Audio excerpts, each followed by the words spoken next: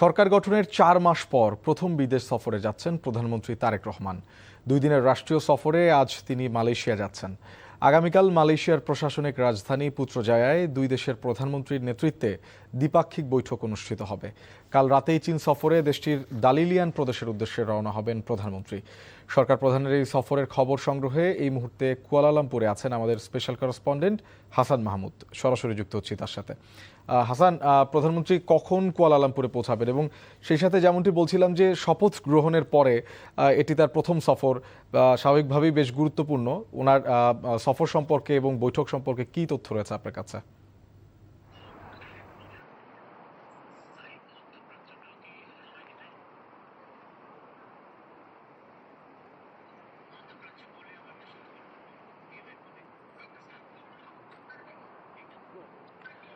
আসলে প্রধানমন্ত্রী তারেক রহমান তিনি প্রধানমন্ত্রী হওয়ার পর ক্ষমতা আসার পর এই প্রথম বিদেশ সফর করছেন এবং আসলে মূল আকর্ষণটা চায়নাকে ঘিরে। যদিও মালয়েশিয়া সফর করবেন তিনি আগে, মালয়েশিয়া সফরকালে যে বিষয়গুলোর দিকে দৃষ্টি আসলে মানুষের নিবদ্ধ হয়েছে সেটি হচ্ছে যে মালয়েশিয়া যে বাংলাদেশের প্রায় বিশাল একটা শ্রমবাজার, সেই শ্রমবাজারকে ঘিরে এখানকার যে প্রবাসী বাংলাদেশিরা তারা তার প্রধানমন্ত্রী তারেক রহমানের এই আগমনকে কেন্দ্র করে এক ধরনের উদ্দীপিত হচ্ছে এবং আশান্বিত হচ্ছে। বিষয়টা হচ্ছে যে বাংলাদেশের যে শ্রমবাজার মালয়েশিয়া প্রবাসীদের, সেই শ্রমবাজার কিন্তু অনেকটা ঝুলে পড়েছিল এবং বিগত সময়গুলোতে এই শ্রমবাজারকে নিয়ে নানান সমস্যা তৈরি হয়েছিল।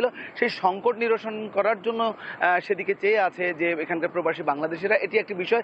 প্রধানমন্ত্রী তারেক রহমানের আসার আগে কিন্তু এখানে সফর করে গেছেন তার উপদেষ্টা মাহাদি আমিন, ডক্টর মাহাদি আমিন। তারাও কিন্তু একটা আশাবাদ রেখে গেছেন যে এখানকার যে ঝুলে পড়া বাংলাদেশের শ্রমবাজার সেটির বিষয়ে প্রধানমন্ত্রী তারেক রহমান মালয়েশিয়ার সরকারের সাথে একটি সমঝোতা এবং একটি বিষয়গুলোকে সহজ করার বিষয়ে নিশ্চয়ই কথা বলবেন। এটি একটি বিষয়। আজকে জানিয়ে রাখি, যেটি জানতে চেয়েছেন যে প্রধানমন্ত্রী তারেক রহমান আজকে মালয়েশিয়ান সময়, মালয়েশিয়ার যে টাইম, কুয়ালালামপুর টাইম, সেটি হচ্ছে যে 8টা 45 তিনি এইখানে এসে অবতরণ করবেন বিমানবন্দর, এবং বিমানবন্দর থেকে তিনি এসে তাকে সংবর্ধনা দেওয়া হবে যে শিডিউল রয়েছে, এবং তিনি এসে এখানকার যে বুকিত বিনতাং সেখানে হোটেল সাংগ্রিলাতে উঠবেন এবং সেখানে রাতে একটি অনানুষ্ঠানিক বৈঠক রয়েছে, অর্থাৎ প্রবাসী বাংলাদেশিদের সাথে রাতে তার একটি আলোচনা অর্থাৎ মতবিনিময় হওয়ার কথা রয়েছে। এটি হচ্ছে যে আজকের কর্মসূচি, এবং এছাড়া আজকে আসলে খুব বেশি কর্মসূচি নেই। কর্মসূচির মধ্যে রয়েছে যে মালয়েশিয়ার সরকার তাকে অভ্যর্থনা জানাবে এবং তিনি বাংলাদেশ হযরত শাহজালাল আন্তর্জাতিক বিমানবন্দর থেকে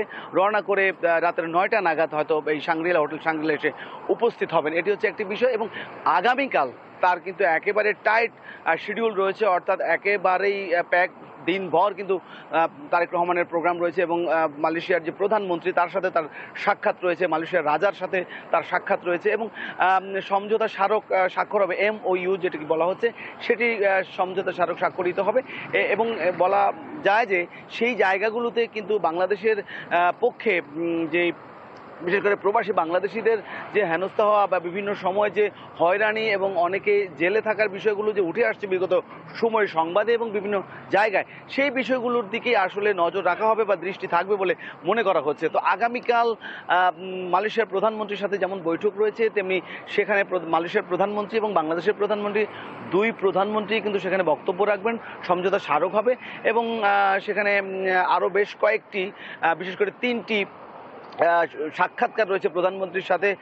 এবং সেই সাক্ষাৎকারগুলো হচ্ছে এখানে যে ব্যবসায়ী গ্রুপ আছে, ব্যবসায়ী গ্রুপের চেয়ারম্যানের সাথে প্রধানমন্ত্রী তারেক রহমান সাক্ষাৎ করবেন এবং সেই সৌজন্য সাক্ষাতের মধ্য দিয়েও বিনিয়োগের পথটি উন্মুক্ত হতে পারে এবং বিনিয়োগের বিষয়ে আলোচনা হবে, এমনটাই আসলে ব্যবসায়ী মহল আশা করছে। এবং সেই বিষয়গুলো নিয়ে আসলে মূলত মালয়েশিয়া সফরে আসছেন প্রধানমন্ত্রী তারেক রহমান। এবং এখানকার আরও একটি বিষয় হচ্ছে যে প্রবাসী বাংলাদেশিরা যেমন উদ্দীপিত, তেমনি মালয়েশিয়ান যে বিএনপি রয়েছে তারাও কিন্তু প্রধানমন্ত্রী তারেক রহমানকে স্বাগত জানানোর জন্য এবং তাদের আশা উদ্দীপনার জায়গাগুলো থেকে প্রথম প্রধানমন্ত্রী হিসেবে তারেক রহমান যেমন তাদের আসার জায়গা ছিল, বিশেষ করে মালয়েশিয়ান বিএনপি সহ অন্যান্য প্রবাসী বিএনপিদের, তেমনি প্রধানমন্ত্রীর সফরকে কেন্দ্র করে এক ধরনের উৎসাহ এবং উদ্দীপনা এখানে বিরাজ করছে। পাশাপাশি দর্শক, আমরা জানছিলাম প্রধানমন্ত্রী তারেক রহমানের মালয়েশিয়া সফর সম্পর্কে সবশেষ খবরাখবর।